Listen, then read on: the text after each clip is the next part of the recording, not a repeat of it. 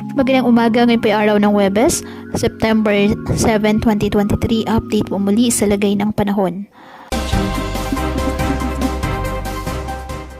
Ayon sa Pag-asa, patuloy pa rin po na nakakaapekto ang southwest monsoon o habagat sa ating bansa. Wala na pong bagyo o low pressure area na minomonitor sa loob po ng ating Philippine Area of Responsibility na maaaring makaapekto sa ating bansa. Kaya asahan po ang mainit na panahon sa halos buong bansa, maliban na lamang sa pamumuo ng mga localized thunderstorms lalo na sa hapon at gabi.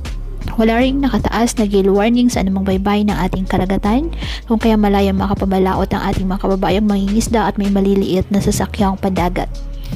Ngayong araw, ang Luzon ay makakaasa po ng generally maliwalas na panahon, maliban na lamang po dyan sa may western section ng Luzon dahil pa rin sa epekto ng habagat.